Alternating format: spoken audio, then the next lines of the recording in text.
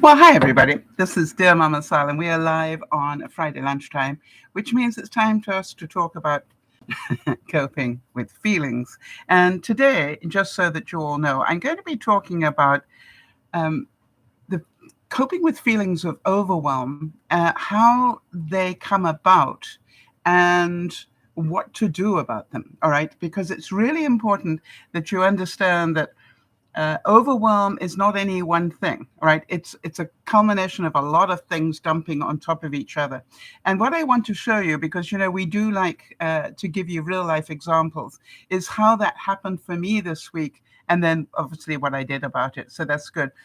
My sincere welcome to Jody, who is our admin, for those of you who don't know that, and does a great job of looking after us all the time. And also to Jeannie. And Jeannie is also one of our moderators. So great to see you both here. Thank you for joining me as we go through. And for those of you who don't know, Dear Mama Sal is not just me. It is a group of us that get together and share our experiences of life, because coping with life in general, is really an art form. I That's what I discovered over the years. All right. So first of all, remember to follow us on Facebook and Twitter. That's where we do our updates on viewers, if we got news about viewers. And by the way, the reason I'm wearing my Canada shirt is in celebration of the women's hockey team who won gold yesterday.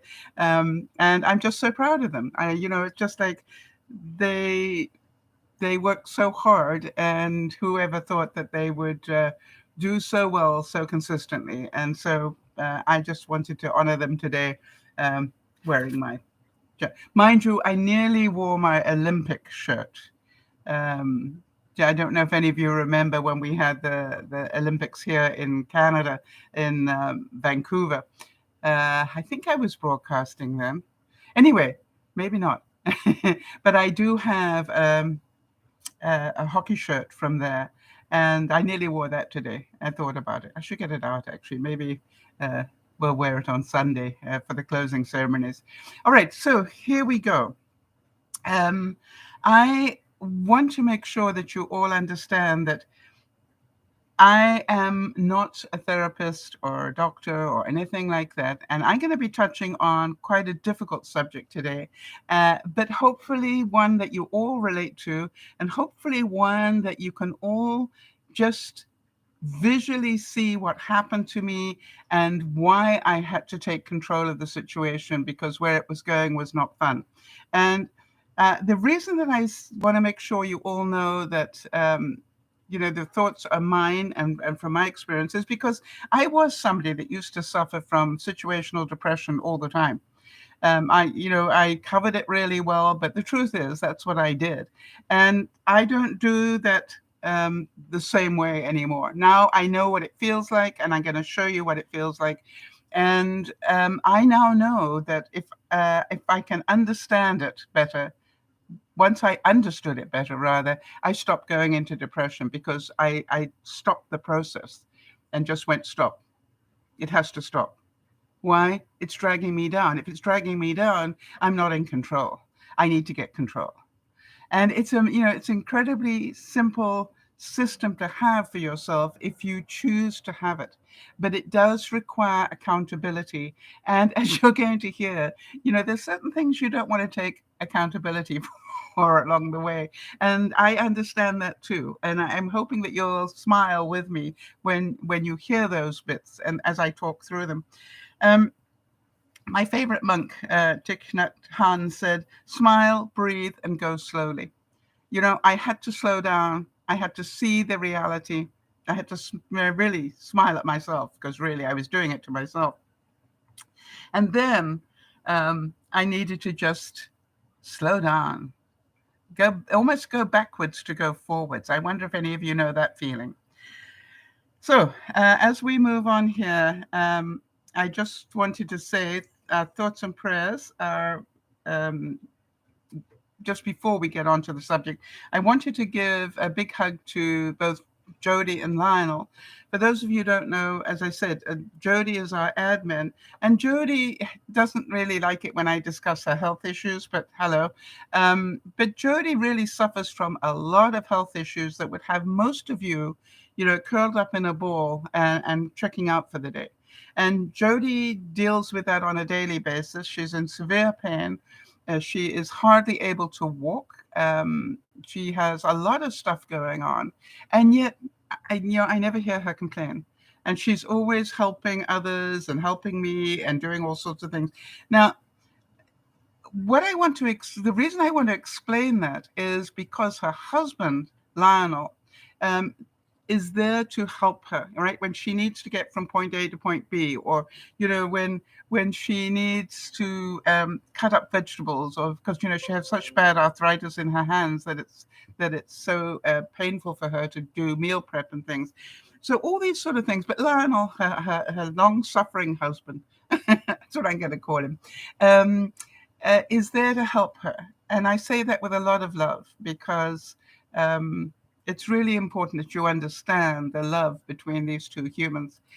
Well, imagine the situation where this week Lionel went out to walk their dog Taylor, slipped on the ice, and badly pulled the muscle, or ripped the muscle, his shoulder muscle. And so now is in a sling for the next 2 months. So luckily he's a lefty, so his right hand is in a sling.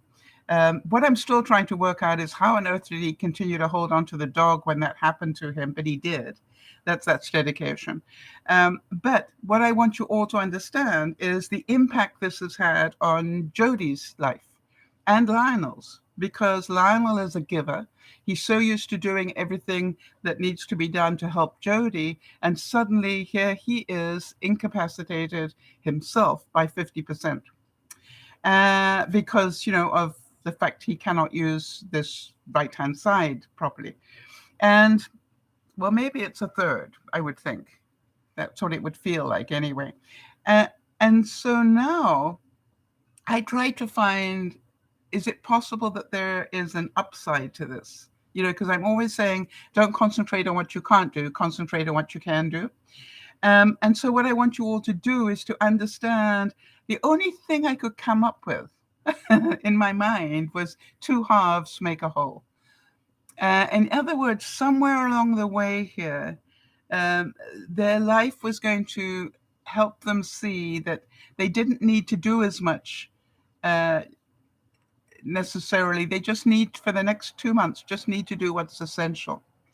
All right? Just what is essential, not what. The other thing is, can you imagine Jody has been filling up their freezer with what she calls freezer bank food for the longest time. And guess what? Now they get to eat it. So now she's got, so much in the freezer that they can basically, for the next few weeks anyway, without any problem at all, eat from the freezer and not worry about anything else. They don't have to worry about meal prepping or whatever. So I don't know how your week's been, but imagine that having happen in your house. And, it's just one of those things. Life does this to us, doesn't it? So again, when I do the demonstration of what happened to me, imagine this. And actually, let me just show you because this is all important for what we're going to be talking about. So if you imagine it, first of all, Jody had this one brick, which is her current medical situation. All right. And guess what? She's coping with it because Lionel's helping and everything else. But now there's a second brick on their life, which is now Lionel has been impacted. So you can imagine the weight on them, if you like, is twice as much. All right.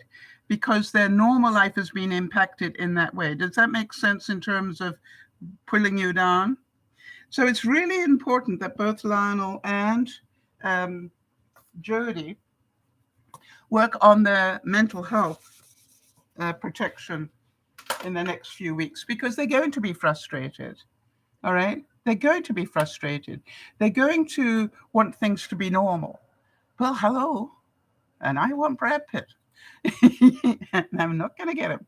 So I'm hoping not only as we go through this, and you can see what happened to me this week, I am hoping that Jody and Lionel will get something out of it, but also I'm hoping all of you watching will get something out of it.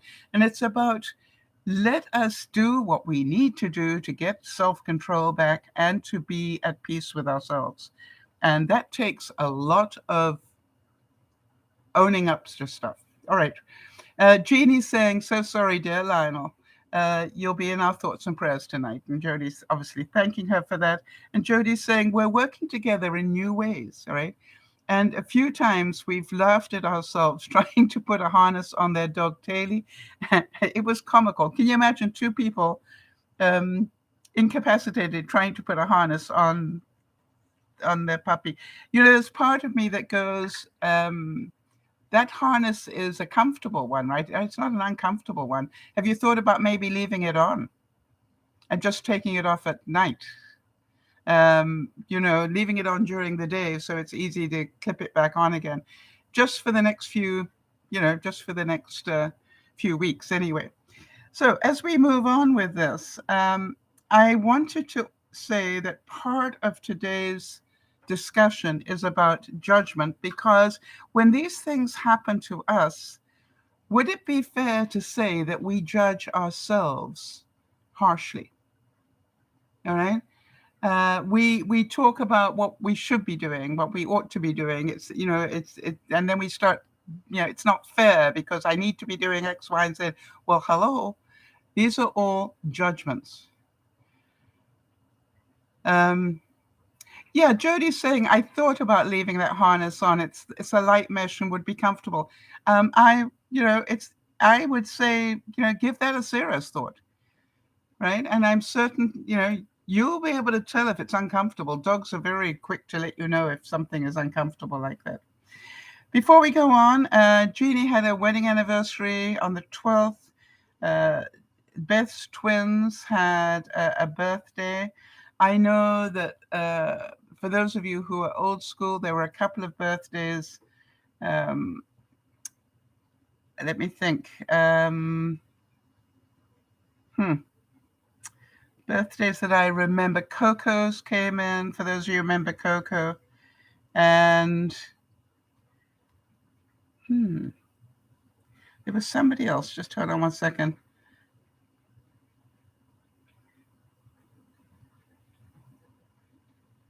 I'll come up with it by tonight anyway, if I don't get it now. Hang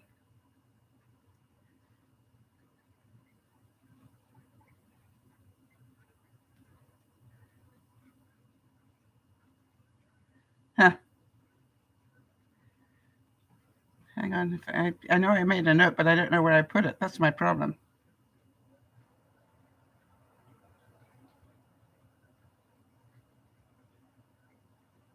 Jenny's. Oh, Jenny Jen.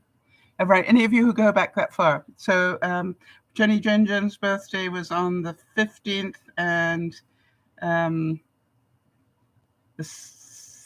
Coco's birthday today, I believe. So thank goodness I found that. I wanted to also say that for those of you who remember Robin Williams, I wanted to give you a little thought. I don't know if you know this, and I like to bring you these little snippets. When I find them and I go, oh, I find that interesting, then probably you will too. Which is, did you know that Robin Williams had a thing in his contract that whenever he did a movie, that the production company had to employ, I think it was about a dozen homeless people. Did any of you know that? And it was part of his contract. You want to make money off me, that's fine. Here's the contract. This is what it's going to cost you. But part of that contract was during the time of the movie shoot, you will hire a dozen homeless people, which also meant, if you think about it, that they got fed, they got, they got income, they got, self-esteem. What else would it bring them? It would give them a reason to get up in the morning and get dressed and and get clean. I thought that was incredible. And so over the years, he employed over thousands of homeless people just by having that in his contract. How many of you are going, interesting? And some of you are probably not surprised. All right, so today, Jody's saying, I didn't know that, but how wonderful that he thought of others. Beautiful. Yeah, I actually, keep wanting to find things that I believe you may not know and may need to know, because it'll make you realize that he didn't have to do a whole lot to make a difference, right? He just needed to have one line in his contract that probably they didn't even sort of think about too much, which is, yep, part of my contract is that you will employ 12 homeless people on your set. Now, what they did, he didn't care. Whether they picked up garbage or, made coffee or did whatever, probably against the union rules. Anyway, whatever it was, he just made sure that that was part of the contract. Interesting stuff. So again, think about, if you judge him well for that, think about what small things can you do in your life to help somebody less fortunate. Judgment is going to be our main topic today, but also how it impacts overwhelm. And because I believe that we overwhelm ourselves with our own judgments. I wonder if any of you know what I'm talking about. And as you are going to see, some of the stuff that overwhelmed me, I thought was not within my control, but the truth was that it was. And so really important step. And I think in order to make this make a lot of sense to you, I need to go back to Valentine's Day. And Valentine's Day is the day that my mother died many, many years ago. And normally it does not affect me. When I say it does not affect me, I don't get all upset or bent out of shape or whatever. I normally try to think well of her and her contribution to my life and the things that she taught me and so forth. That's how I normally spend the day. But for some reason this year, that didn't happen. For some reason this year, I got sad. Now, for those of you who know me well, what did I do with my magic bit of paper? Because I always like to show that. Hang on one second.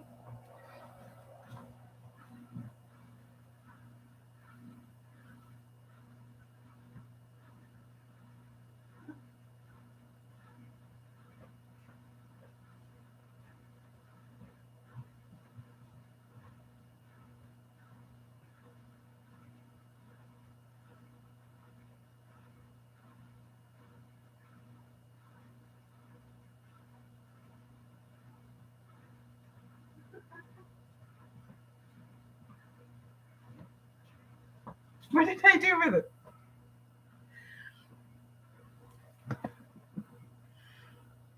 All right. But luckily, I think I know it well enough. But there it is, right here. All right. So it was right where it was meant to be. You know me well enough to know that when I get feelings, and I have this great belief now that feelings, if I have feelings, they're within my control, right? Things happening to me are not within my control, but feelings are within my control. So when I woke up on Valentine's Day and realized that I was sad, I observed that. Remember what I said that, in terms of nonviolent communication with ourselves or others, number one is to observe. So get interested. All right. Isn't that interesting? I don't normally feel upset. I wonder why I feel, because feelings is the second one, right? That I feel something. And the next thing is needs. What do I need? And what I didn't do was ask myself that question. What was I needing? I think I needed to talk about the fact that I was sad, and I didn't. I held it in. Bad thing to do. And then what happened, of course, was that I put down a brick, if you like. in terms of my mental health, I put down this first brick of sadness. Now, have you ever been sad and then judged yourself for it? Now, I judge myself because sadness is a feeling, and I should, guilt word, I should be able to take control of that. So let's put these should, ought, must. Okay, all these words, that are guilt words. So what I did was at some level, I was shoulding all over myself. I should be able to cope with this. And instead of just allowing the feeling, I know that in Buddhism, that they say that, just observe the feelings. There are no good or bad feelings. They're just feelings. And it's how we react to them, all right, that is good or bad. And so here I was, just a little bit down. And then I heard that my brother, who lives in another country, was coming to visit at the end of May. And I knew nothing about this, but I was being told all of this by my sister, who apparently had been told lots of information that I hadn't.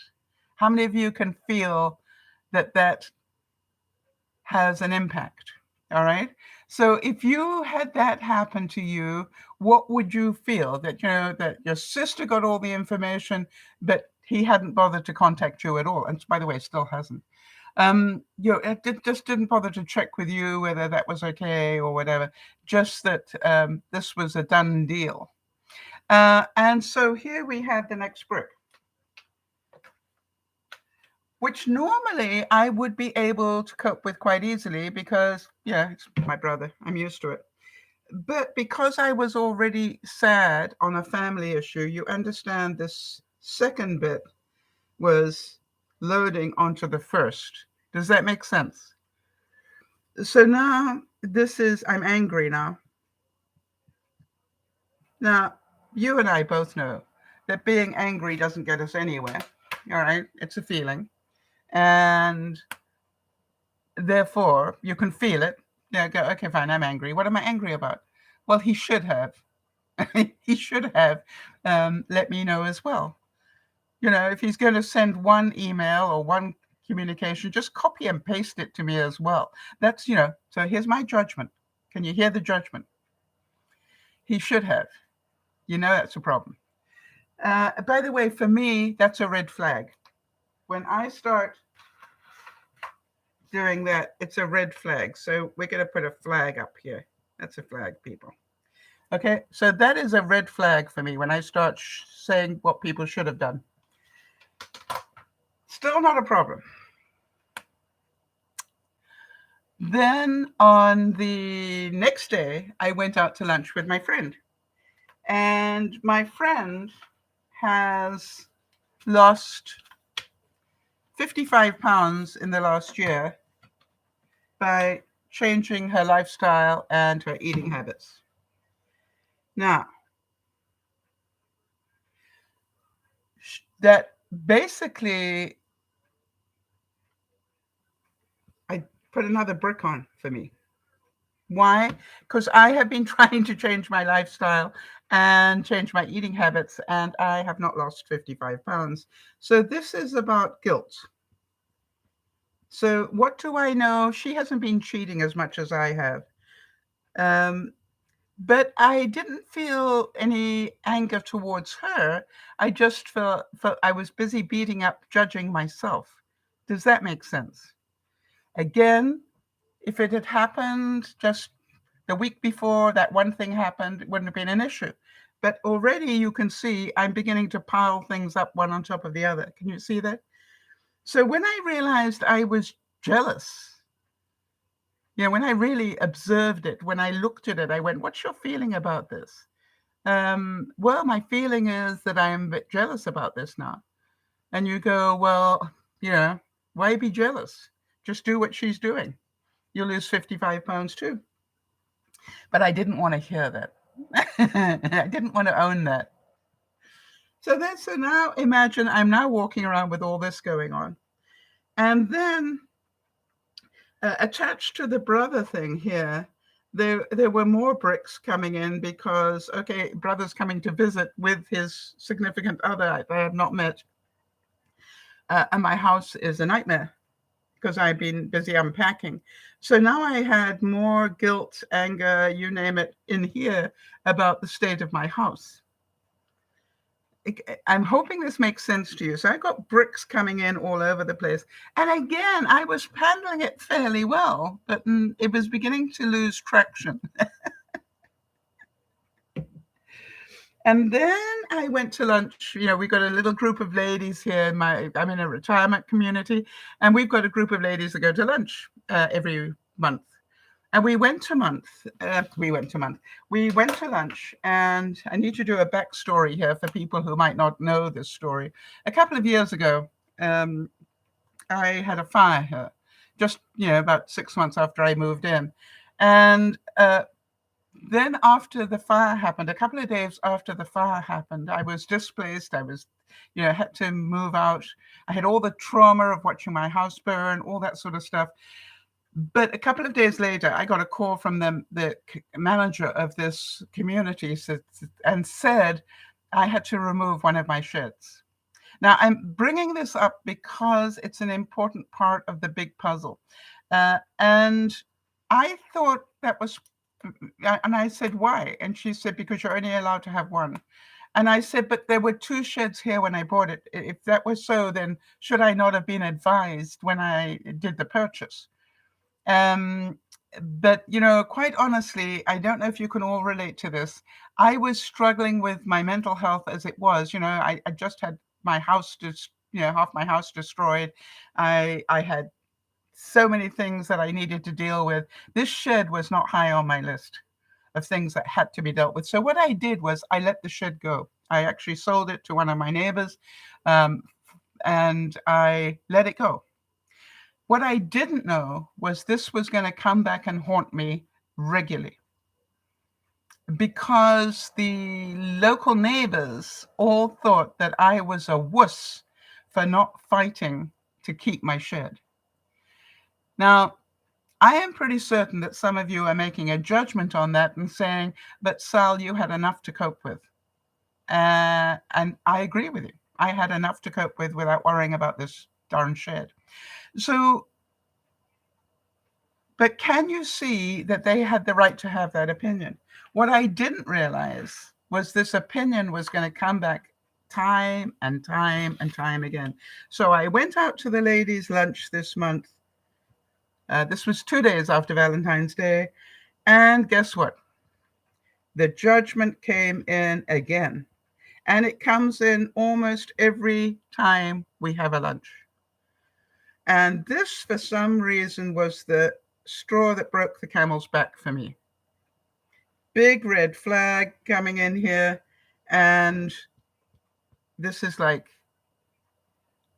enough bricks.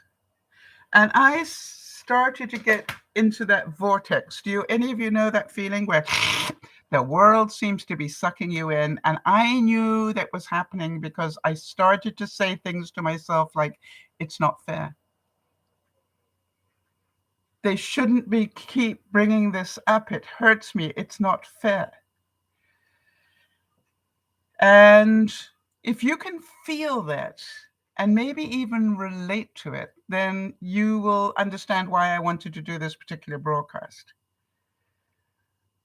And Jodi's saying that's so much to process. So, yeah. And on top of that, I'm not getting enough sleep because I'm busy watching the Olympics and stuff. So, you know what it's like, you name these bricks, they're all coming down. And I wrote something once called Who's Pressing Your Buttons? And this is about, can you understand that all these bricks loading up like this started to weigh me down? That's the point that I'm trying to make sure you all understand. This is not that I couldn't cope with any one of these bricks. It's they all came within a couple of days. Within 2 days, all this came down. None of it serious stuff when you think about it. But because they all came in such quick succession, I didn't get time to recover. But when I heard myself say, it's not fair, they shouldn't be doing this, I went, red flag. You see, when you can stop yourself and realize when you are acting like a child, you see, a child says it's not fair. Somebody with emotional intelligence says they're entitled to their opinion. However, however wrong I may think it to be, but they're entitled to their opinion. Do we agree?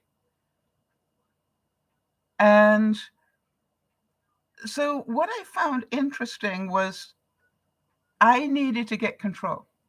Now, if you were in this space, I don't know what you would do.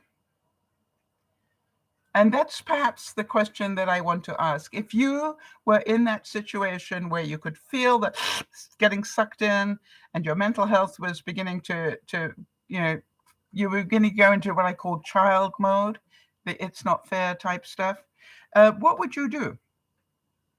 And to me, that's the interesting part, because the reason I always start these discussions with the fact I'm not a doctor or whatever is because I want you to know that what I do is not necessarily the right thing to do. It is just the way that I have learned to pull myself up and out of these things.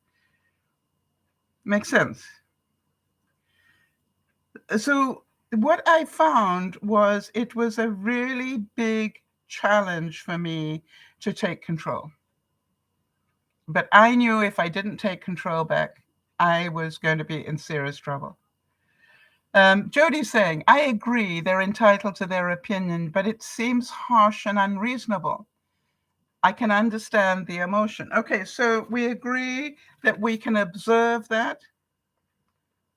But from your experience, Jody, and from everybody else's experience that may be in the room or in the background here or listening on the replay, do we all agree that that is their opinion and we do not have control of it? And I can get angry with them and I can fight them and I can do all sorts of things. But the truth is, they're probably going to hold that opinion for the rest of their lives.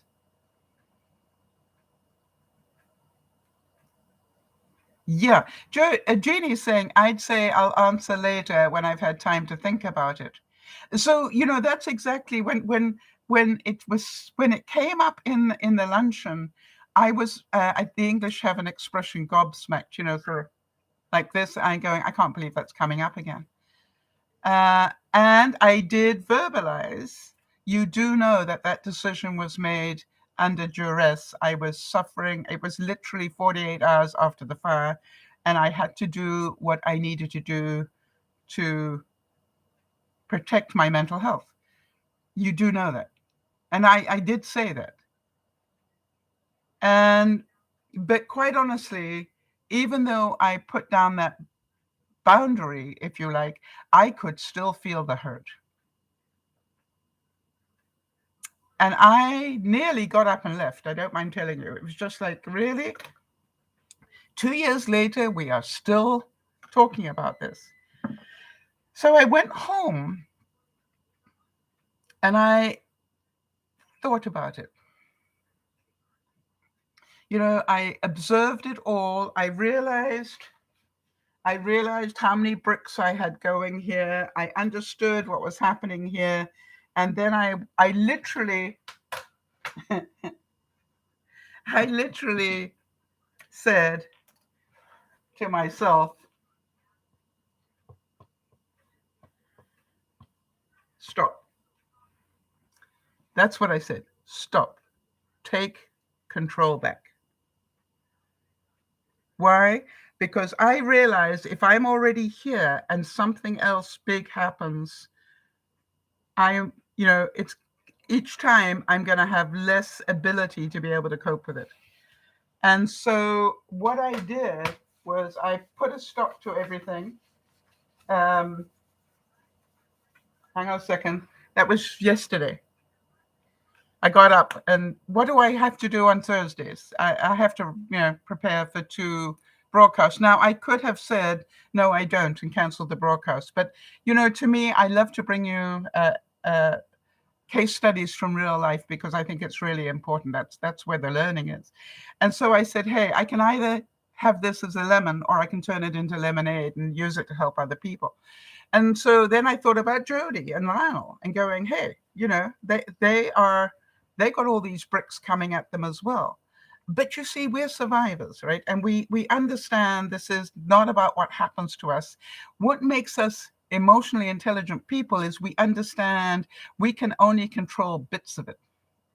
And that is our bit. We cannot control the outside bit. I now know without any doubt that I cannot control the opinions of other people. I can try and educate them, but I cannot control them. And then I sat there, and I don't mind telling you, I said to myself, Sal, the chances are for as long as you live in this community, this will keep coming back. So you've got two choices. Move out of the thing and run away from the problem, not very adult, or get a thick enough skin going that this just, it's going to keep coming at you and it's, that you can cope with it. But then I said, but wait a minute. What they're complaining about is the fact that I didn't stand up and fight. And my answer was, nor did Gandhi.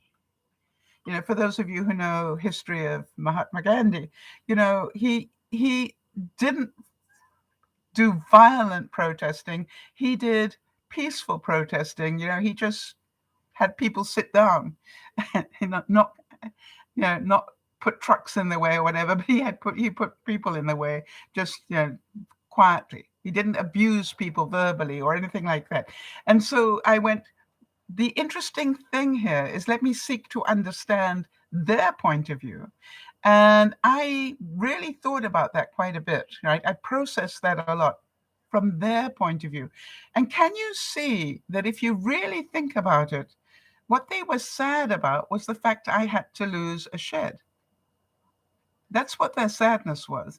And they were angry at me for not fighting to keep it. But, when you get to the love of that, right, the love there is that they were sad for me when I already had so much to deal with. But their way of expressing it is not just to say, hey, Sal, I'm sad you lost your shed. They're now saying, you should have fought for it. Can you see that sometimes our intent is good, but the way in which it is said or acted out doesn't sound as good? And so I realized I had a choice. I could choose to concentrate on the positive or the negative. And I looked at it and went, hey, I can see how that did frustrate them. All right, I can see that intellectually. But the reality is, obviously, when I'm a bit below par, when I'm not feeling at my best, that still hurts me. Can you see that has nothing to do with them, that it has everything to do with me? If you can see that, then you have emotional intelligence. Now, the joke is, what the issue is that I didn't stand up and fight. And so now there's part of me that goes, maybe I need to stand up and fight them. Can you understand that? I wonder if any of you are laughing and going, yeah, part of me, goes, maybe I should get up and fight them. But, I thought, can I do that in a non-violent way? And that's what I've decided to do. All right. You remember, we've had the observation. I saw what was going on. I had my feelings about it. Now, what are my needs? I need this to stop if possible, but I also accept it may not stop. All right. So that's being intellectually intelligent. I would like it to stop, but I realize I cannot control it. Right. Because it means I've got to control other people's thinking. And my need is to not be hurt by it, rather than I need it to stop. Does that make sense? I needed to shift my thinking. I need to find a way not to get hurt by it. And that's on me because it's a feeling. And therefore, do I have a request? Yes. I have decided, and I had to write this down because I wanted to make sure that you understood it. Let me just see what I said here. Yeah, what I said is I want to be ready for the next time it comes up. Right? Because it's going to come up again. We know that, right? From our experience, it is going to come up again. So here's what I've decided, and I'm just going to work on the words so they come out naturally when the time comes. I will say something along the lines of, I hear you judging my actions a couple of days after the fire. And it hurts me each time you judge me on a decision I made to protect my mental health. That's a fact. You are entitled to your opinion of me. However, I know that you are not a cruel person.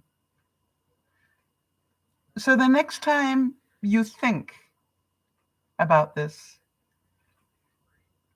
I wonder whether you could remember that it hurts and maybe stop before you open your mouth and hurt me again.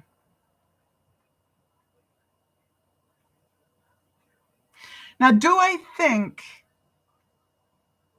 actually hurt me again with your judgment.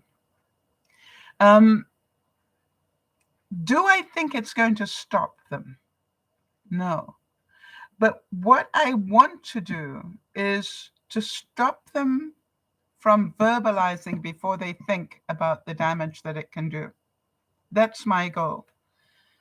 I would like you to think about it for a split second before you verbalize it, knowing that it will hurt. Even if you don't mean it to, know that it does. And so that is my request. I cannot demand it. I cannot make them do it. I cannot control them. But I can ask for understanding of it. Now, will they judge me as weak or pathetic or whatever just because I say that? Maybe. But I need to get those words out. I need to let them know it hurts. And then let them make their own decision. Or I need to just ignore it. What do you think? What do you think you would do? And my attitude is I have been ignoring it and it's still coming at me.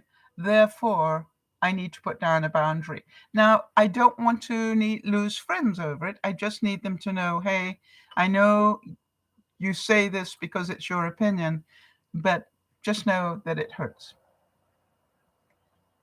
And then each time it comes up, and funny enough, it comes up from all of the ladies in the group because they all care about me.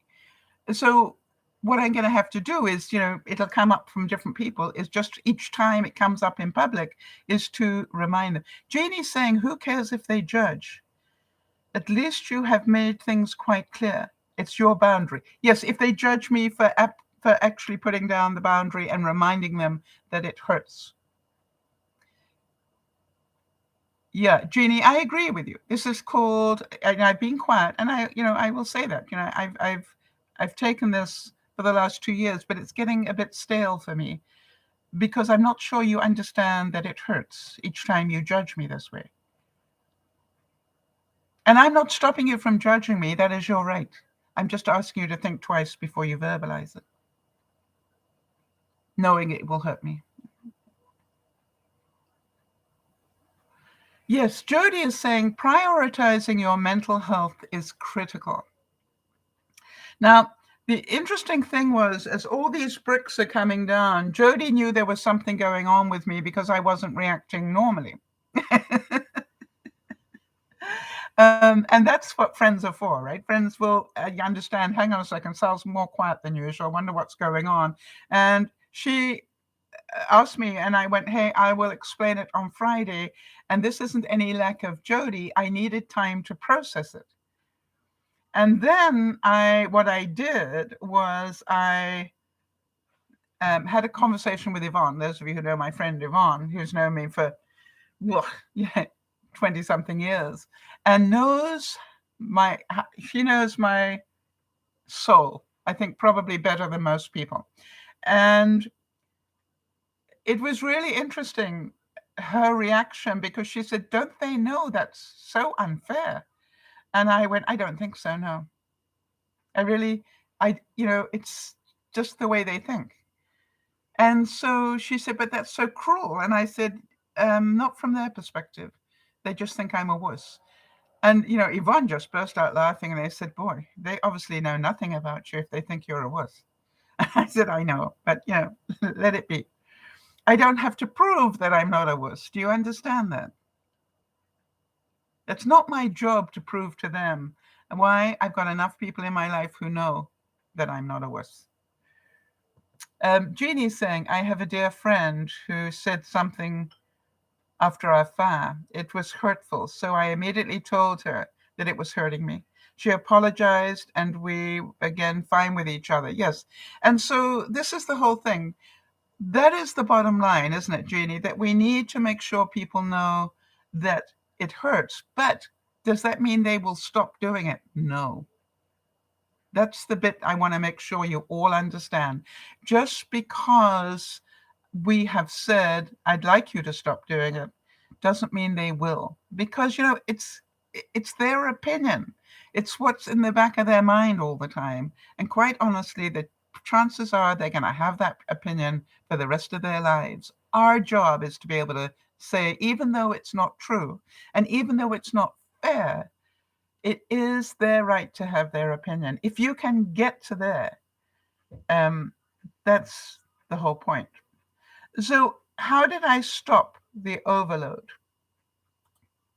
Number one, you understand I needed to process everything. And I needed to stop judging myself. Okay. Jody is saying, it's interesting that they made that judgment considering they weren't in your shoes. They can't say for sure how they would have reacted had it been something they were going through at that time. Yeah, I agree with you. But it's okay, all right? It's just their opinion. Doesn't make it true.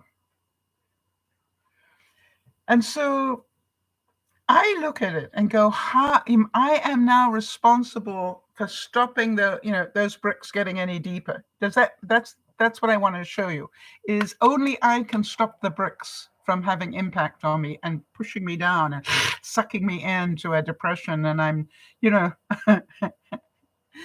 only I can do that. Nobody else can. And so remember what we always say here, all right? Deal with what you can deal with, not with what you can't. When Jody told me that Lionel had lost the use of his right arm, I realized that would have really big impact on their lives. But I, reminded Jody, make sure you concentrate on what you can do, not on what you can't. Acknowledge what you can't do. All right. So, chopping up things is going to be difficult now for both of us. But two halves make a whole. How can we do this together?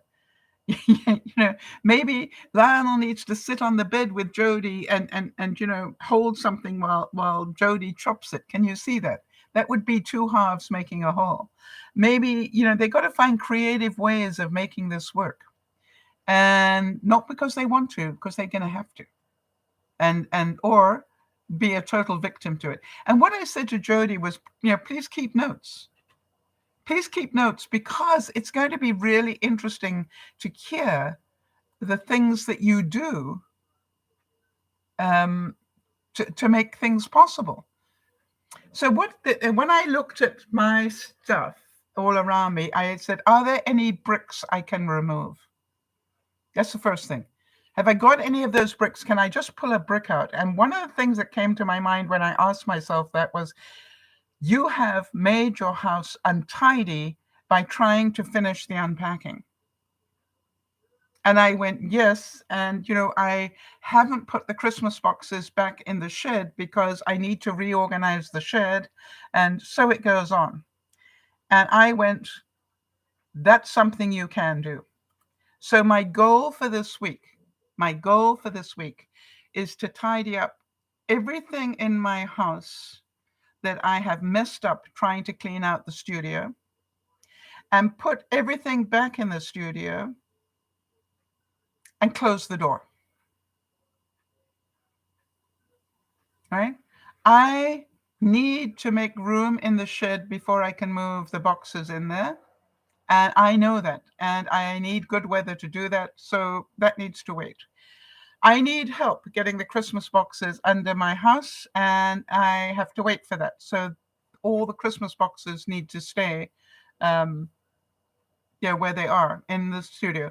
But can I shut the door? Can I tidy up the rest of the house and close that door and just go work in progress? And then that part of my brain, I don't know if this makes sense to you, that part of my brain starts to go, yes, but then when Jeffrey comes, it's going to look like you haven't finished unpacking and you've been back a year. And I'm going, shut up. Let him judge that, if that's what he wants to do. And then I remembered that there's a quote that says, I don't run away from a challenge because I'm afraid. Instead, I run towards it, because the only way I can escape fear is to trample it beneath my feet. So can you see that part of this, remember Dr. Jerry Jampolsky said, love is letting go of fear. I realized that there were a lot of judgments on all of those bricks. Wasn't just the one. All those bricks had judgments attached to them. And that's what was weighing me down. And then I said, what can I control? I can control my environment right now. So therefore, forget about painting the laundry room. That's been put on the back burner. Now, do what you can to put everything back into the studio in a more organized way than it was before. Clean up the craft room that has become a dumping ground now as I try to unpack those last boxes. And just give myself permission to not be unpacked and not have a spare room, but have that room as, a storeroom in progress. Can you see how much that takes off the pile? Is it also something that I can put my energy into? Is it something that I can get rewards of achievement from? Yes. And therefore, it's a really good thing to do, in my view. A really good thing to do. And if you can understand that the person I am most judged by is talking to you right now. Make sense? I am the one that does the most of my judgments. I like to blame other people for it, but the truth is, I do it to myself. And I wonder whether you do too. And one of the things that I realized was that sometimes we sort of blame others for stuff that we do for ourselves. I always had this thing about, why do I not like people coming to visit me unannounced? I need warning. Well, there's a reason for that. I want to tidy up. But do you understand that if I were a tidy person, that wouldn't be an issue, and I wouldn't mind people coming to visit me without notice? I can own that. I understand that.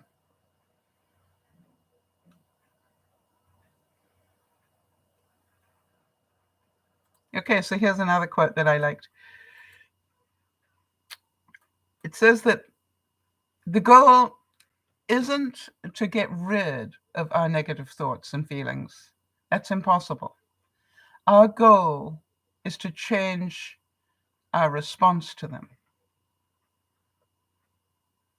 And I think that's what mental health is, our ability to control our response.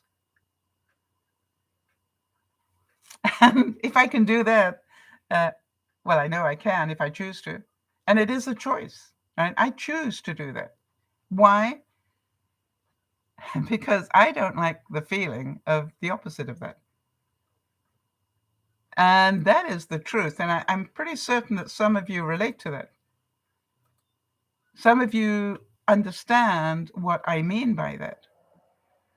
And so therefore, I would ask you, do you do this for yourself? Can you feel the feeling and realize that, that was the first thing I said to myself was, Sal, there are no good or bad feelings. They are feelings, and you do feelings yourself, right? I understood that intellectually. So then I went, stop, but observe the feeling. Know what you are feeling, because that is important that you acknowledge it. And then I went, I am sad. And then I realized that had to do with my mom's passing. And then I went, but I'm not normally sad. Why am I sad? Who cares? You are. Own it. Okay. So then, it was just like all these little bits came bit by bit. And I had to work really hard at not judging myself negatively. And that was difficult. And do any of you relate to that? To being human? It was said that healing, it doesn't have to look magical or pretty. Real healing is hard, exhausting, and draining. Let yourself go through it. Don't try and paint it as anything other than what it is. Be there for yourself without judgment. It was a healing week. It was a week of, like another layer of the onion came undone, and I had these feelings that needed to come out. And I'm okay with it. I just needed to process them. All right. And Jody's saying, Jody's comment about the fact that it's interesting that they could make that judgment not having been in your shoes. Yeah. But Jody, doesn't everybody? Don't we judge people not having been in their shoes? When we turn that mirror around and say, oh, do we do this as well? And Jody is adding, it takes work to process that emotion. You bet. Some people bury those feelings and it comes back to bite them, like a snowball rolling down the hill, getting bigger.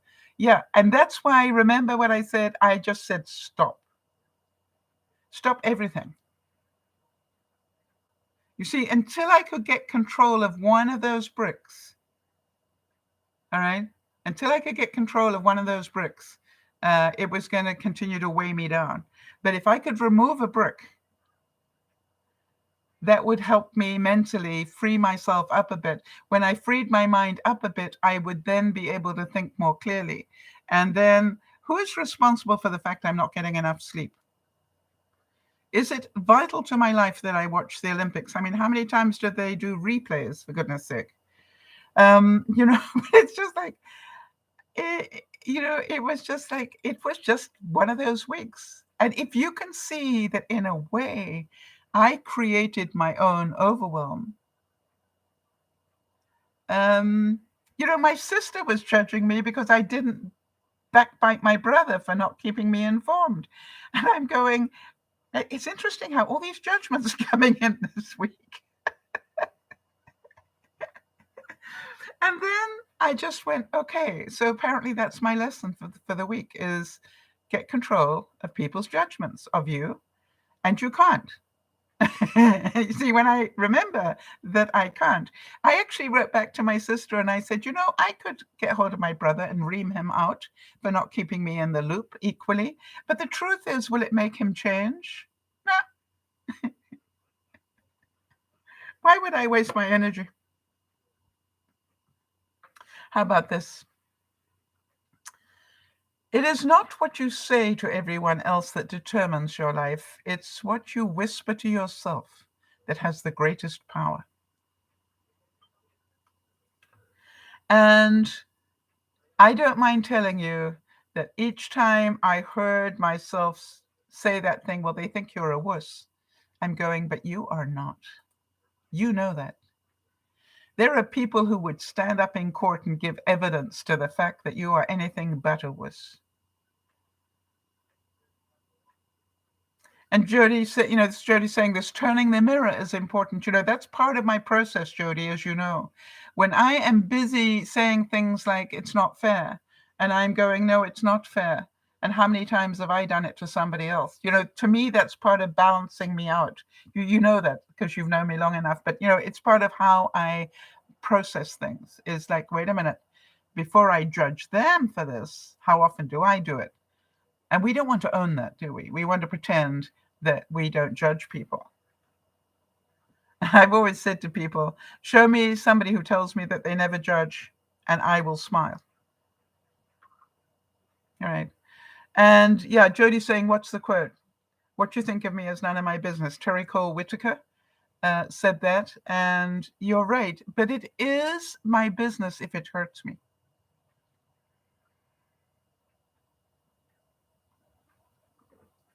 So true. Jeannie is saying, surely my mother always said, you can be your own best friend or your own worst enemy. And I tell that to my daughter. It's very true. Remember the words from Helen Reddy's song, My Best Friend? Would you be kinder to yourself, and would you be more forgiving of your human imperfection if you realized your best friend is yourself? So who's on your side everywhere?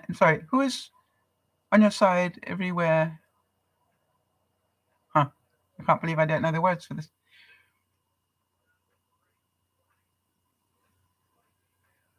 Who's on your side everywhere?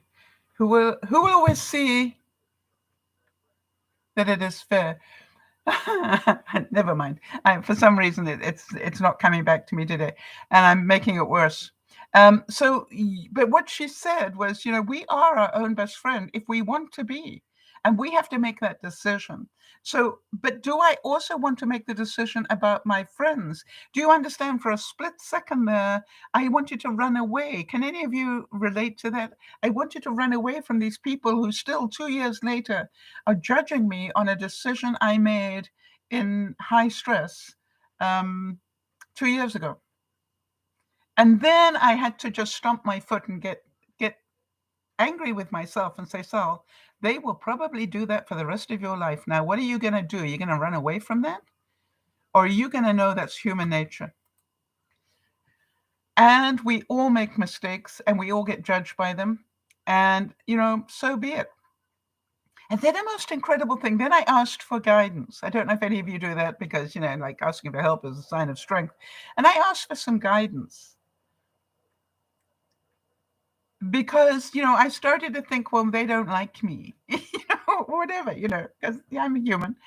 And it was so cute because then suddenly I got a call from another of my neighbors and saying she was applying for a job and she needed a personal reference. Would I consider giving it? And I just went, thank you. So what do I know? That neighbor seems to think I am a fairly good judge of character. Why? She thinks that I would give her a good reference, which I would. And I had to smile and went, okay. Apparently I have made some impact here. Even if I don't think I have, apparently I have. And that somebody out there trusts me. And how about this one? It said that as with a butterfly, adversity is necessary to build character in people. Oh, thank you, Jody's for reminding me. All right. Who is on your side when others are unfair? And tell me who will never let you down in any situation, who will always see you get your share. And that's why I'm the best friend for myself, and I take me out whenever I feel low. Have I made myself as happy as a best friend would? Yes, I'm as nice to me as anyone I know. And part of my problem was I was not being very nice to me. My little inner kid wanted to be a victim and feel that everybody hated me. And that isn't true. That isn't true. Oh, and there was another brick in there now that I think about it. The other brick was that we've got two of the neighbors who, have got health issues going on at the moment. And I listened that all the other neighbors had done incredibly kind things for them this week, and I hadn't.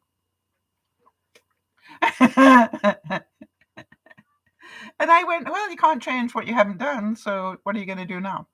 And it's just like, get a sense of humor back. And so what I did was I actually owned that. Yeah, I had to own that. And so when you look at it, can you see that this is within our control or not? Can you understand that when I get my house tidy again, my whole spirit is going to lift?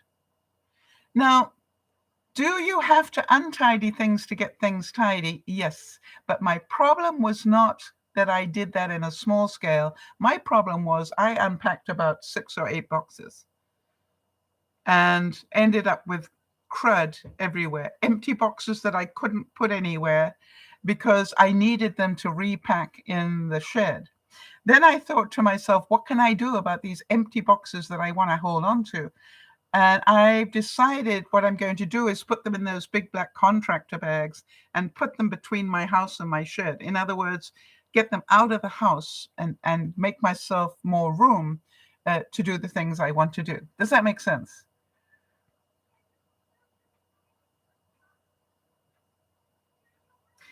And it is said that there is a story behind every person. There is a reason why they are the way they are. And think about that and respect them for who they are. And that was an interesting thing, this word respect. Yvonne brought that back to me. Yvonne said, that was disrespectful of you. And respect is one of your foundations, that and I went, wow, yeah, you're right. No wonder it hurt. It was disrespectful in some ways. So what I want you all to see is that if it's happening to you, it happens to us all. And some weeks, the overload will be too much. But it is what we do about it that will decide whether we can get out from under, all right? And you know that judging a person doesn't define who they are, or rather who we are, but rather who they are, all right? So somebody that can intentionally judge you and verbalize it, there's a question for you all. Do you prefer it if somebody judges you and lets you know, or do you prefer it that they judge you in private, behind your back? How's that for a question?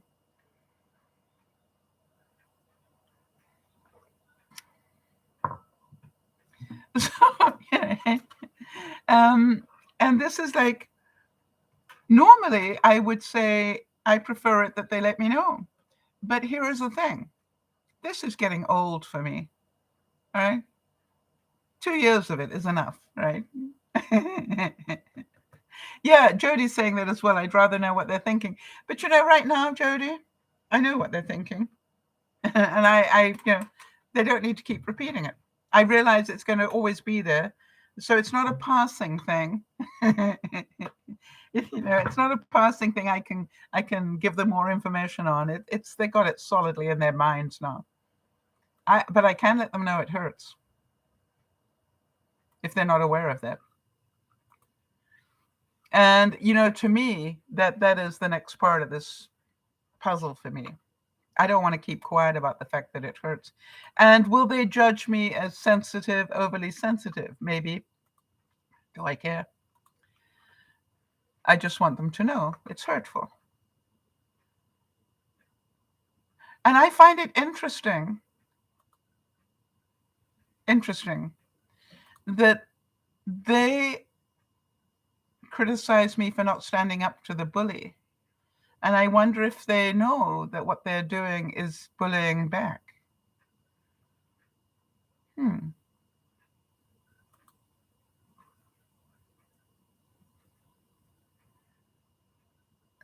So one of the things I had to work on is, do I love them enough to forgive them? And then, for those of you who have a religious background, forgive them. They know not what they do. But, forgive them even if they know what they're doing. Or not. Is this worth losing friendships over? I don't think so. I just need to know they are who they are, and they're going to carry on judging me. And so to me, it's just like it's their right. How about this one? Everything we are currently experiencing in our lives comes about in order to assist us in evolving to a higher level of consciousness. Even what we now perceive as bad, sad, negative, or upsetting is here to assist us in seeing life in its full. When we can see each of these things as a lesson, that's what I asked myself as well. What am I being taught here? What is the lesson for me here? Other than turn the mirror and ask myself, how many times do I do this and not realize I'm hurting people? Good reminder. But the other thing is, what is the lesson for me? And that is, let yourself become that space that welcomes any experience without judgment. Whew. Good or bad. And this one really is the one that I sort of ended up with in some ways, which was never waste your time trying to explain who you are to people who are committed to misunderstanding you.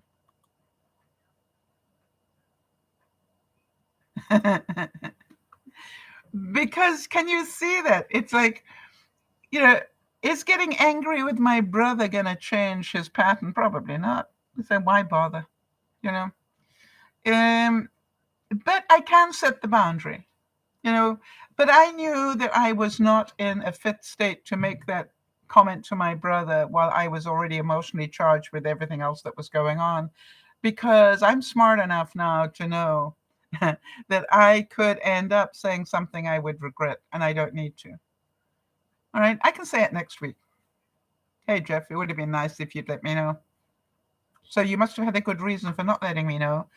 Was it you just wanted to delegate that responsibility to Anita, my sister? And so this is the whole thing, which is choose your battles and when you're going to fight them. And then how about this? There is no rule book, no time frame, no judgment. Grief is as individual as a fingerprint. Do what is right for your soul.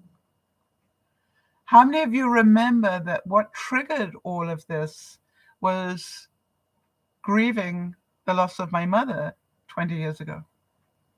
And the fact that she died on Valentine's Day, was very significant to me. Somebody who had always treasured Valentine's Day. And so to me, this is all about, what if all of this is just processing a level of guilt, of grief that I haven't dealt with yet? Would I find it in my heart to forgive myself? I think so. And how about this? In the depth of winter, I finally learned that within me there lay an invincible summer. And what that brings to my mind is this. Can we take control of the negative stuff enough to be able to bring back the positive? Can I get enough of those bricks moved around to get control back? Can I let go of enough judgments to get my personal control back? And the answer is yes, if I choose to. Or I can sink into that depth and, get sucked in and see everything coming at me this week as negative. I don't choose to stay there. I choose to keep working my way through it. And it will take a while. And I know that. It will take a while. Not because I'm slow or stupid. It will take a while because I am processing stuff that I don't even necessarily know of which I'm not aware. It's stuck in my brain somewhere. And my inner librarian is busy refiling stuff, like I'm trying to retidy up in the studio. All right, my brain is trying to deal with some stuff that it hasn't dealt with for a while. And part of it's obviously the grieving of my mother passing. How about this one? If opening your eyes or getting out of bed or holding a spoon or combing your hair is the daunting Mount Everest that you climb every day, that is more than okay. And can you understand that some people's pain is physical, like Lionel's, but also part of Lionel's pain will be emotional because he can't help Jody the way that he wants to. Does that make sense to everybody? Because his arm is in a sling and he needs to protect his shoulder muscles and let them heal. That's going to be so frustrating. And that is his lesson. Can he let go enough to heal? Or will he keep pushing the envelope and causing scar tissue that doesn't need to be there, or re-stretching the wound or doing whatever? Or can he go, I need to behave myself and stop acting like a child. I need to act like an adult. Keeping this calm is the best I can do to help Jody, because if I keep calm and if I let it heal, it will be stronger than it ever was before. All right. One of the things I found very interesting when I broke my ankle once is the doctor said to me, well, know one thing, your right ankle will always be stronger than your left. And I said, why? He said, because you broke it.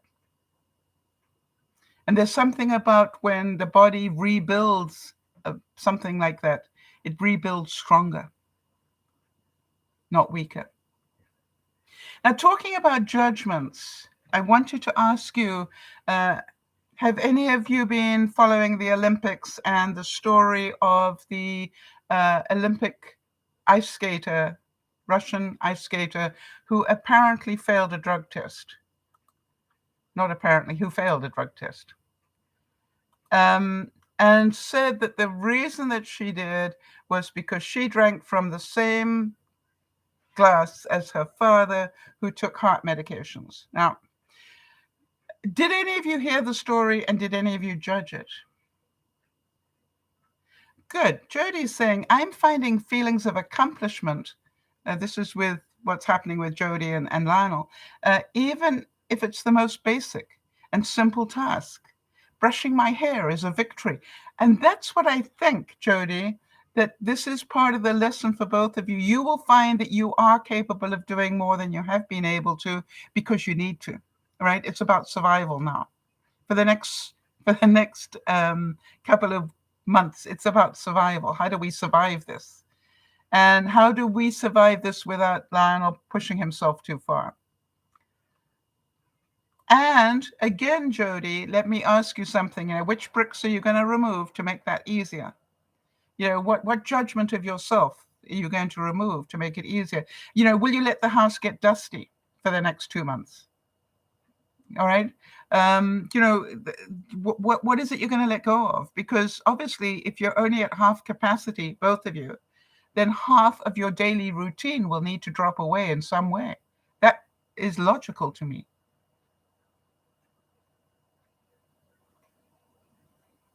All right. So Jodie's talking now about the ice skater, and she's saying, I don't think that she should have taken to the ice at all. Too much pressure, and she's so young. The adults around her were irresponsible too. Yep. So I quite agree with you. That's what I feel as well, which is, the reason that they let her skate was they didn't want to punish her for what they believed the trainers, the adults, did. Because she is 15, she's not, an adult. She can't be held responsible, and so it doesn't matter how grown up our 15-year-olds are. In law, they are not responsible. We are as adults. All right. And so there's part of me that goes, I understand why they let her skate. What I'm wondering is, it not only affected her, but it affected the other Russian skater as well.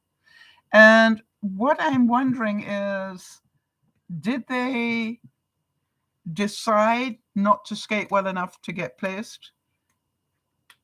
And I hear that I think it was from that second Russian skater, said she didn't want to skate again.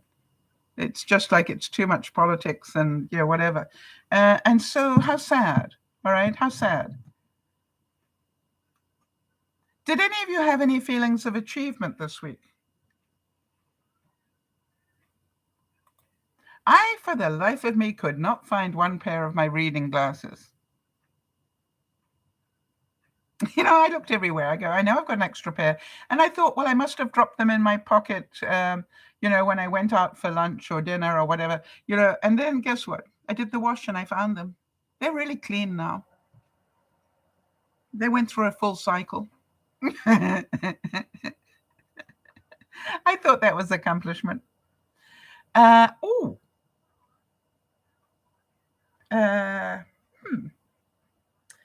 to show you something that I got on unboxing. Hang on a second.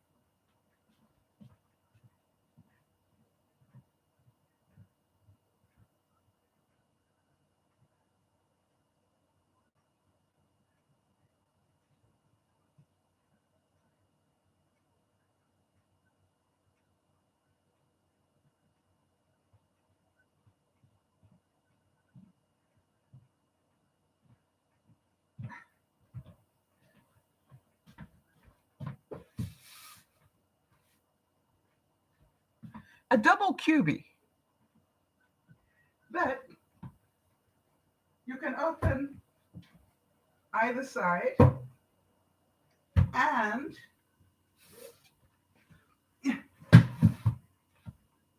strong enough that you can sit on it and put your shoes on or do whatever. Now, to those of you who don't understand what I'm busy trying to do, that probably isn't a big deal. But for those of you who know, I'm always looking for new ways to have more storage, but have it look elegant. I actually bought 2 of them to go at the bottom of my bed. And then I liked it so much, I put one of them in my entry area of my house, so that, when people come in, they can take off their shoes. And so I will be buying a third one now of these, so that I've got 2 at the bottom of my bed. But I thought they were really elegant and obviously very clever use of space. So I felt really a sense of accomplishment unpacking those this week. Jodie's saying, I had a feeling of accomplishment at the end of each day while we were finding our new normal. I make sure to compliment Lionel on how he's handling this. Good thinking. Good thinking. All right. Always accentuate the positive. All right. And say, I really love, if you don't want him overstraining himself, I really like the way that you didn't keep pushing to try and do more, and do yourself more damage. I'm so grateful that you can see that could end up hurting us more.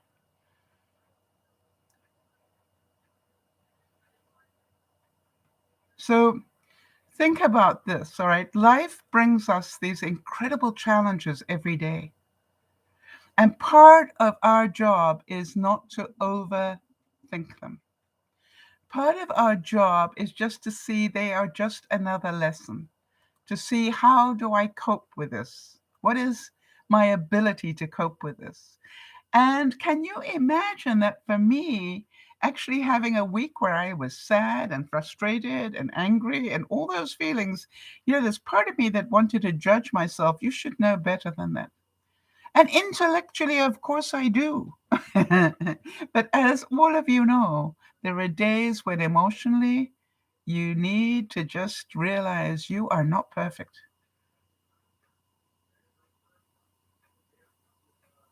And William James said that the greatest weapon against stress is our ability to choose one thought over the other, right? Being emotionally intelligent.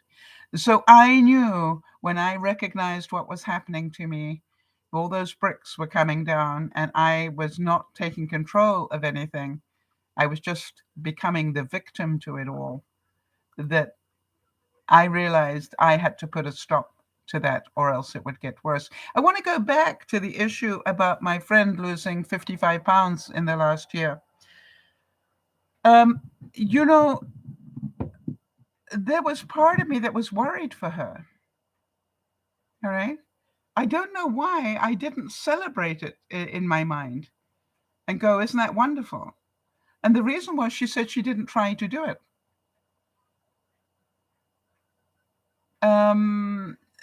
But what I'm thinking is at some level, she must have tried to do it because she had changed her eating, she had changed her uh, exercise and so forth. So maybe that wasn't quite true, that she hadn't tried to do it. Because even if she had stopped emotionally eating or whatever, the fact that you are doing those things to help your mental health means that you're trying to do something better. Think about that. But was she intentionally lying? No, I don't think so. That's not what it was. It was just that in her mind, she didn't intentionally do it. Our judgments judge us, and nothing reveals us or exposes our weaknesses more ingeniously than the attitude of pronouncing upon our fellows. And that is part of what I realized was I was taking on a lot of those judgments, and then I was turning them around and transferring my anger about them onto my neighbors. How could they do that? How could they be that cruel? How could they hurt me like that consistently? And then I went, wow, interesting. It's about how could you not stop them? How could you not let them know the truth? It hurts. Right? I had to turn the mirror to be able to get control of that. And sometimes it is okay if the only thing you did today was breathe. Jody, I'm sure that you would say that to everybody. Jody's overcome a lot of things in her life, a lot of very serious things. And sometimes we just need to be very aware that what we're doing is enough. All right? That we are just coping with today. Jeannie, her house also caught fire. And I am certain, Jeannie, that there were days where just breathing was enough. You just had to give yourself permission, that it wasn't all about getting it all done. I realized, Jeannie, and I'm certain that you will relate to this, that somewhere in my mind, I had it driven that I wanted to be unpacked inside the house by March 31st. Somewhere in my mind, that was my goal. All right, get all the boxes done, by March 31st. Why March 31st? That was, I moved back in. I think it was the 26th that I moved back in again. And that would mean that I unpacked all those boxes over the course of a year. Why is that important to me? Why, do I need to stick myself with that number? I don't.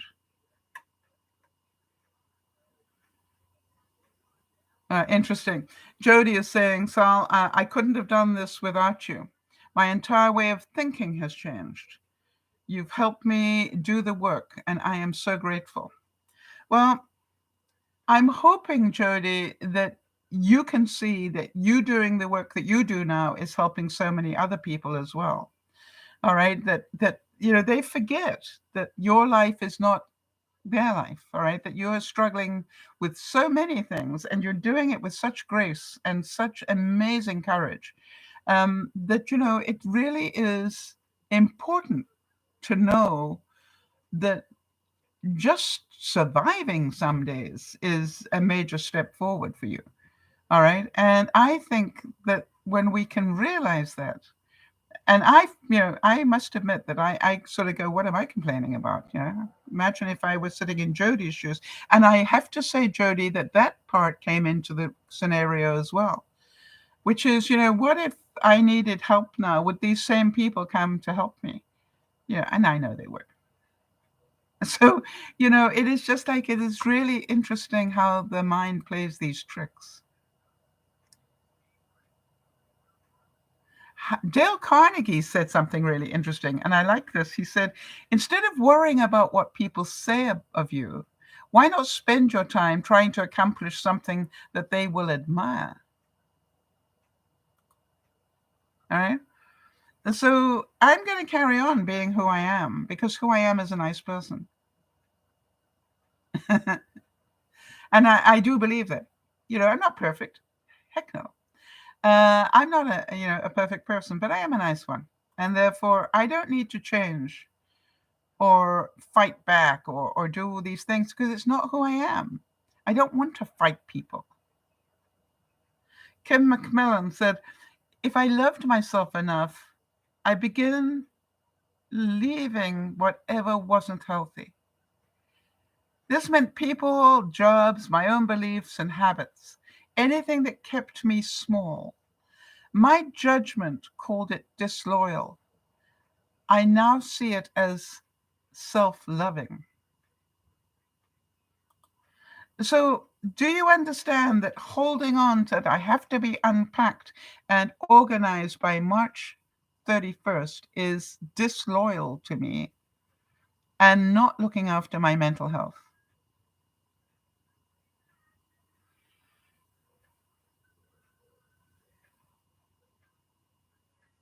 Right. Jeannie is saying that she brought her accounts to her accountants recently, and she was telling the receptionist about the fire. And she said, I went on and on about our experience and realized the experience was closer than I thought. Yes, I couldn't help wondering, Jeannie, if in uncovering a bit more grief about my mom, I also uncovered, because it all ties in with the fire, right? Because February was the anniversary of my mom passing, but then March, we've got the coming back to the house after a year.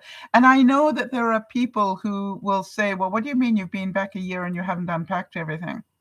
Well, remember, I never had a chance to unpack the first time.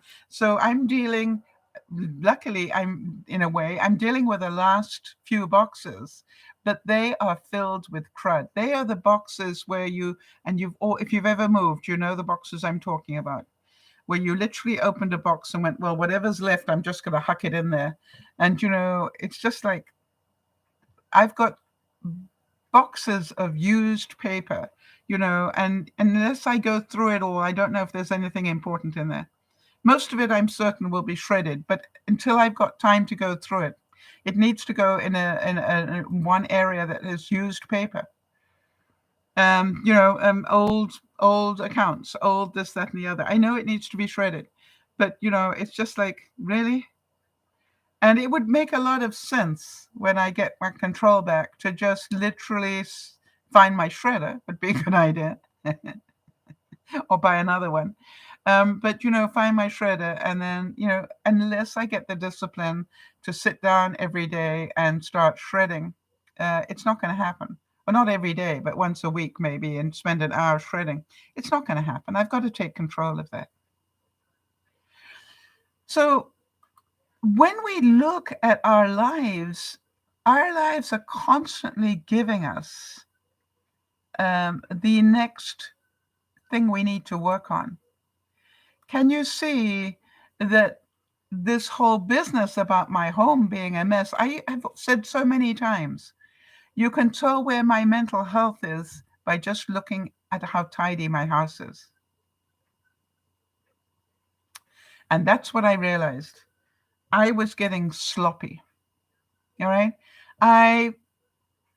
Even to the extent I didn't make my bed. And, it was just like there were too many things going on. And I'm going, what has happened to me in the space of a week? And I lost control, self-control. But listen to this. Wayne Dyer, Dr. Wayne Dyer, and I quote him quite a bit, said, failure is a judgment, an opinion. It stems from your fears, which can be eliminated by love. Love for yourself, love for what you do, love for others, love for your planet.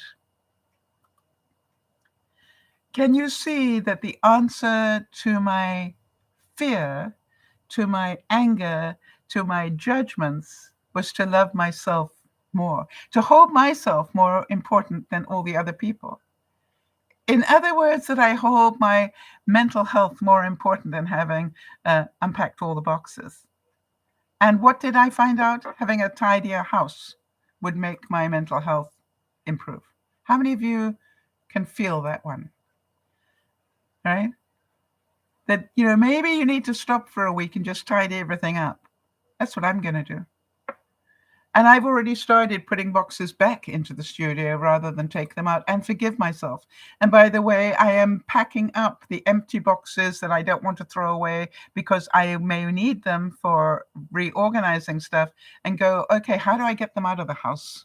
I don't mind that I want to keep them. I don't want them back in the shed. They can't go under the house because I haven't got that organized yet. So what am I going to do? And I went, what if I put them in big garbage, contractor bags, covered one this way, one the other way, so the rain falls off them, and then they can stay at the back of the house until I'm ready for them.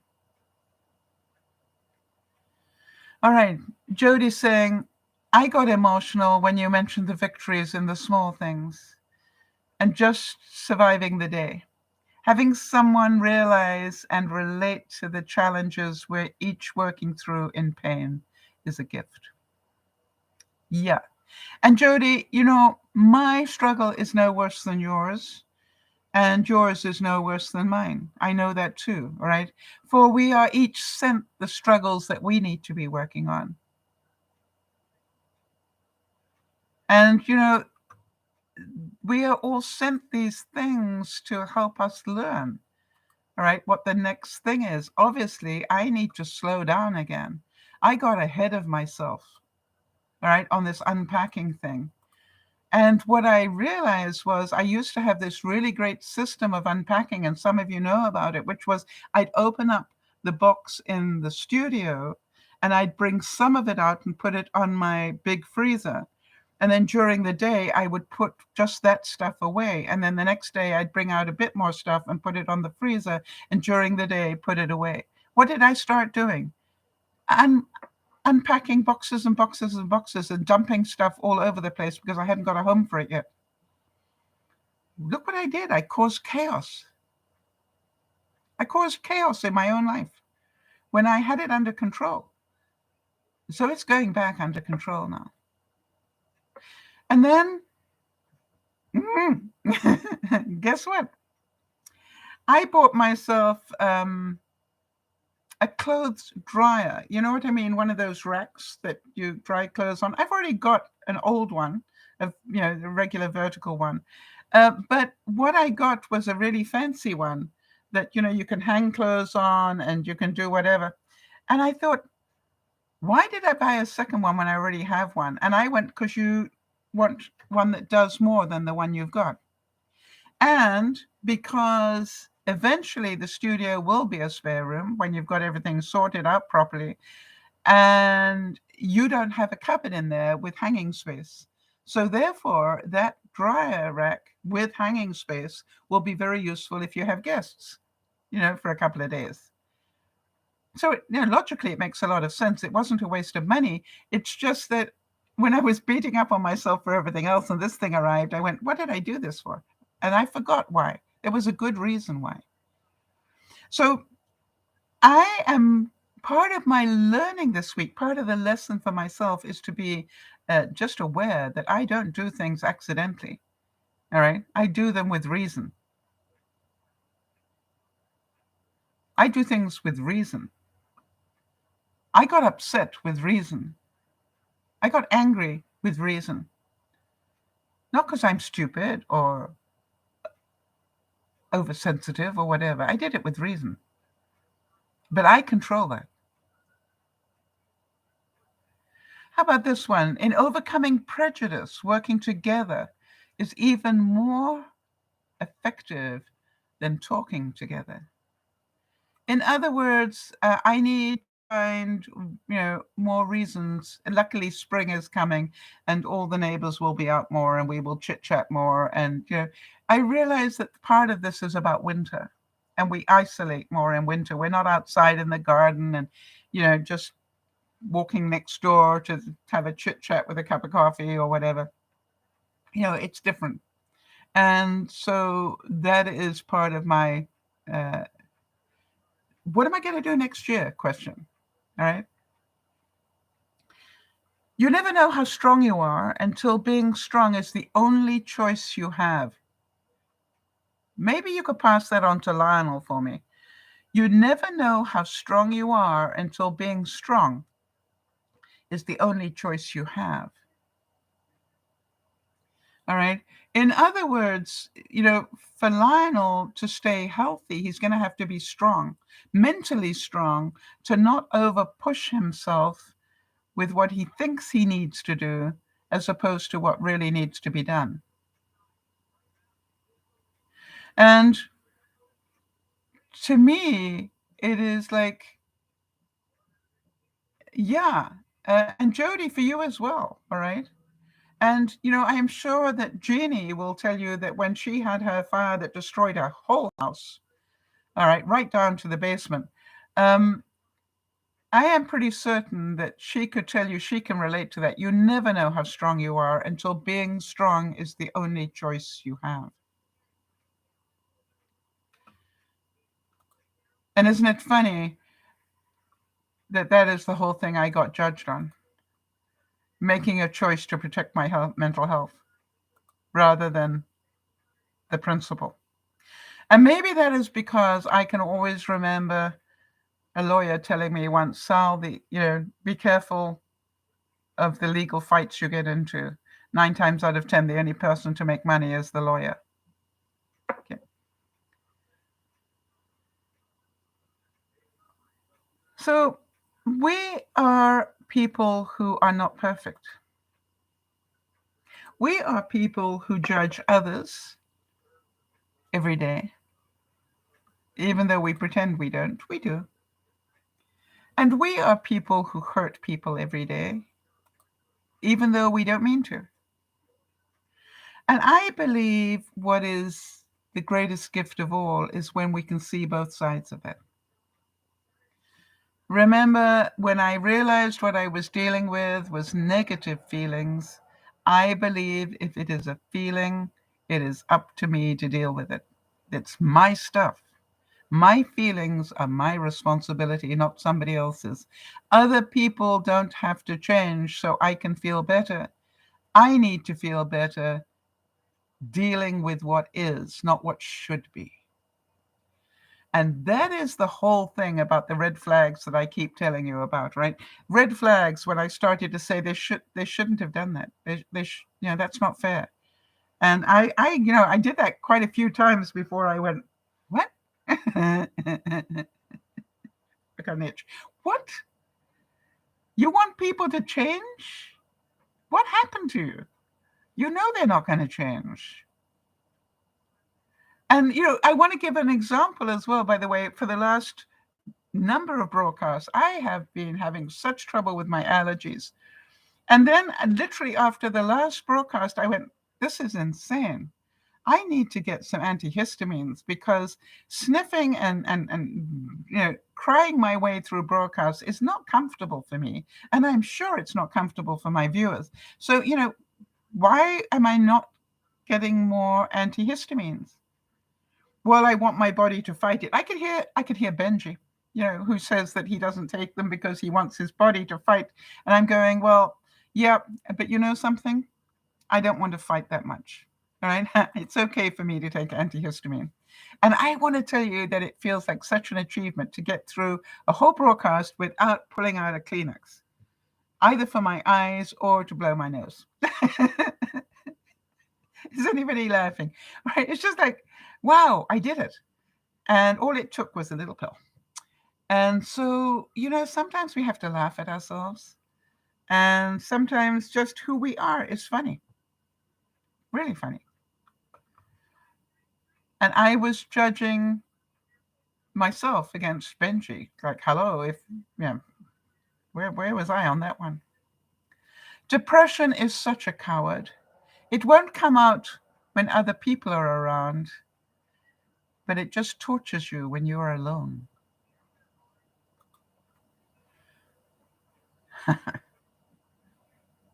How about that? I'm certain a lot of you relate to that.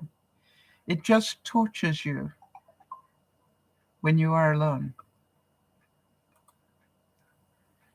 And so that is why when I actually did decide, all right, I need to talk to Yvonne and just get some of this out. Of course, now I'm crying because I mentioned that, right? The antihistamine and everything. Now my body is reacting. That's quite funny. But it was like, it is really interesting to me that when I was busy venting to her, you understand, I'd be saying something and then taking responsibility for it, and then I'd say the next thing and take responsibility for it, and then it was just just because all I needed was to get it out of my head. I knew what I needed to do. I knew that blaming other people for what I was feeling was not the answer. Playing the victim was not the answer. Doing something was the answer. And I keep thinking about Lionel and Jody, all right?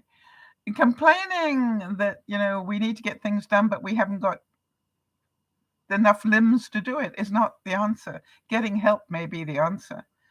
Well, yeah, but who do we know that can help us? And, it's like owning this stuff is very difficult. But, emotionally intelligent people get it. There are times when you need help. There are times when you need to change the way you think. And there are times when it comes and bites you in the butt when you least expect it.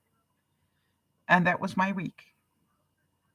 So I'm hoping that somewhere in here you can see, number one, people will always judge you. 2, we judge other people. 3, your feelings are your responsibility, so do the work you need to do to get your personal control back. Part of that, 4, is what do I need to let go of? Jody, I think the biggest challenge you and Lionel have in the next 2 months is what can we let go of? All right? I had to let go of, I don't have to, I choose to let go of being totally unpacked by March 31st. I would rather have my mental health. Now, if you paid me $1 million to get unpacked by the March 31st, do you think I could do it? Yes. But do I want that much stress? No. So I'm going back to my old system, which worked really well. And sometimes, we need time to work out. That would be a really useful thing to have, at the bottom of my bed to store certain things in. I know what is going to go in there, but I want to put sheets and things in there. And your spare comforter, that sort of thing can go in there. It actually has a lot of space in it. And, when I decided to take one of them and put them by my front door, there was a good reason. I've got boots in there and scarves and gloves and things that, had been cluttering up other places. And now I've got them all in there. I know where they are. That works for me. So was it a good investment for me? Yes. Because when I look at that area now, it looks so nice and neat and tidy. And obviously because it's gray, it fits in with the color scheme and so forth. I am so happy this week. I had the accomplishment of some big pillows came in that I had ordered. I'm now waiting for the yellow pillowcases to go over them because I've decided this spring I'm going to put some yellow in my bedroom to just ring the changes. And then in the summer, I will either keep the yellow or put a red or something else in there to brighten it up so that I can feel the changes, not get bored with the decor in that way. So I hope this has helped some of you. And if it has, please make sure to give it a thumbs up and make sure that you pass this on to other people. Make sure that you are the person that they can learn from, right? When you can act in an emotionally intelligent way, you will inspire others to do the same. And that is really what this is all about. On the other hand, have the grace to understand you will not be perfect. I'm not perfect. And that's okay. Especially if you share it with other people so that they can see that you are not some sort of, put you on some sort of pedestal that is not something you deserve. That you can be the person who inspires them. And how about this? If your actions inspire others to dream more, learn more, do more, and become more, you are a leader. So even leaders get judged, and that's okay. We will see you this evening. This evening we will be talking about coping with life, and I will be seeing how many meals I can make out of a small pack of ground beef and pork. And so we'll be making meatballs and probably a stuffed burger if I've got enough space left with the stuff that we're making, and just doing meal prep around, a small amount. This is Dear Mama Sal saying thank you so much for being here. I always get that wrong somehow. No, never mind. I still do that one. Oh, I know why it's wrong. It's because of my arthritis. I can't push my thumbs down. You get the idea though, right?